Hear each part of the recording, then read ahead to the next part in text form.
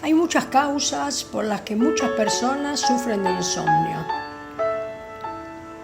Te diré hoy una bastante ignorada, no solo por los profesionales de la salud, sino también por las personas que lo sufren. Mi madre durante casi toda su vida tomó medicación para dormir, casi la mayoría hipnóticos. Ella nunca tenía sueño y se acostaba realmente muy tarde. Siempre tenía algo que hacer. Mirábamos tele hasta que terminaba y luego muchas veces se ponía a planchar y cosas así. Después que me recibí, pero muchos años después, le pregunté a mi madre si aún tomaba la medicación. Me dijo que sí, que se la iban cambiando, pero seguía dependiendo de las pastillas para poder dormir. Un día la acompañé a su médico y le pregunté si él nunca consideró que ella podría sufrir de fobia a irse a dormir. Y me dijo que no. Entonces le aconsejé que le cambiara la medicación por un antipanicoso. La verdad es que con una dosis mínima anduvo muy bien y dormía toda la noche. Muchas veces ignoramos lo que se puede ocultar detrás de un síntoma tan común como el procrastinar para ir a dormir.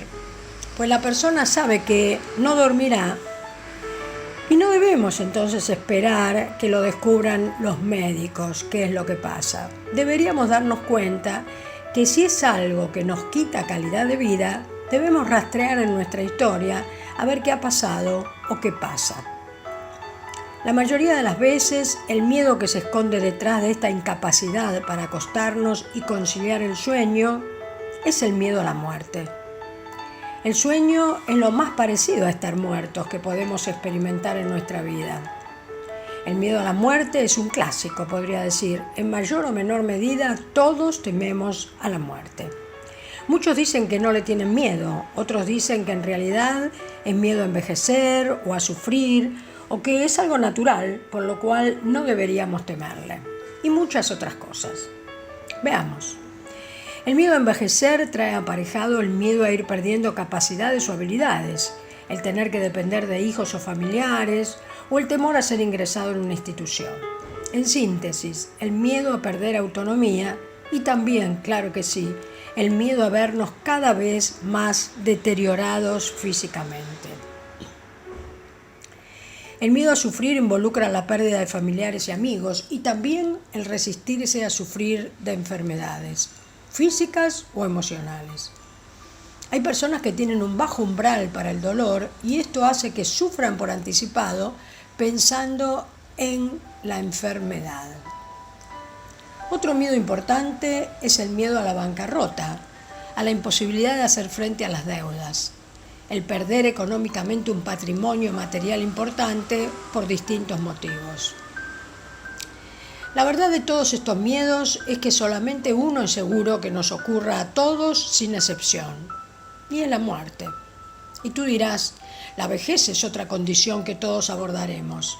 No, no es así. Podemos morirnos antes de llegar a la vejez. Podemos también no sufrir nunca de la manera que imagina el que teme a las enfermedades. Tampoco experimentar una bancarrota, etcétera, etcétera. Por lo cual, como verás, estos son miedos imaginarios, productos de una mente que, primero, se acostumbró a sufrir. Segundo, tiene una imposibilidad real de vivir en el presente. Y tercero, que está controlada por el sistema de pensamiento perdedor que difunden los medios de comunicación masiva.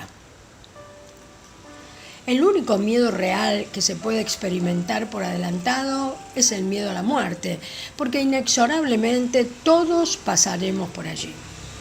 Y el creer que no le tememos porque es algo natural no es cierto, ya que la muerte no es natural.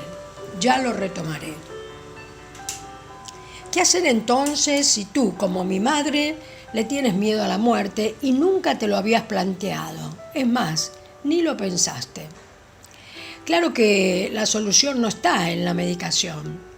En el caso de ella, tuve que recurrir a eso, es decir, seguir en esa línea, porque negaba ella ese miedo y entonces, por la medicación, pude explicarle, cuando supo para qué era y que le había hecho bien, entonces explicarle realmente cuál era la situación de ella y acompañarla a la única salida por la que se puede tratar ese miedo.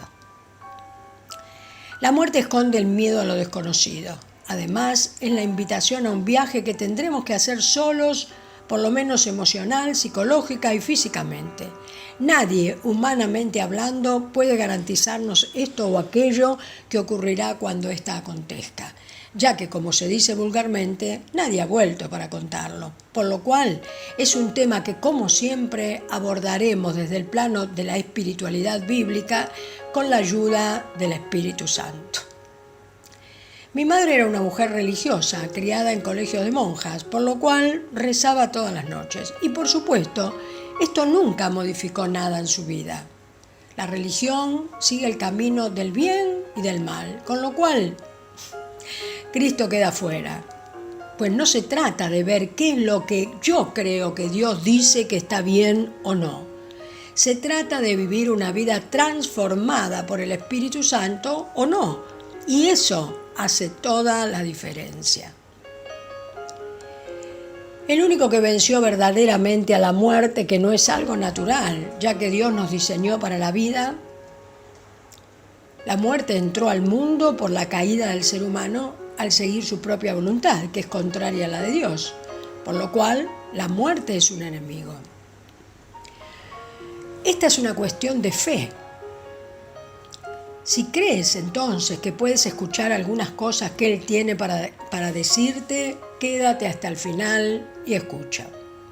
La única manera de poder afrontar un momento tan difícil como la partida definitiva es tomada fuertemente de la mano del que te conducirá a su reino de verdadera paz.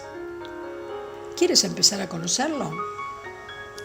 Cuando entendemos que no hay nadie que pueda acompañarnos y más aún prometernos un lugar seguro en el que estar eternamente, entonces, claro que querremos conocerlo. A Él, no a la religión. No tienes que ir a una iglesia templo para conocerlo. Es más, allí seguro no lo conocerás verdaderamente. Escucha. Primera de Juan 4:18 dice: la persona que ama no tiene miedo. Donde hay amor no hay temor. Al contrario, el verdadero amor quita el miedo. Si alguien tiene miedo de que Dios lo castigue es porque no ha aprendido a amar.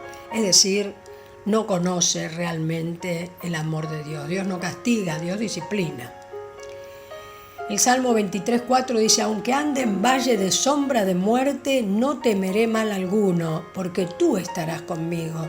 Tu vara y tu bastón me infundirán aliento. Y Juan 14:2-4 dice: en la casa de mi Padre hay muchos lugares donde vivir. Si no fuera así, yo no les hubiera dicho que voy a prepararles un lugar. Y después de irme y de prepararles un lugar, vendré otra vez para llevarlos conmigo, para que ustedes estén en el mismo lugar en que yo voy a estar. Ustedes saben el camino que lleva a donde yo voy. Qué palabra, ¿no?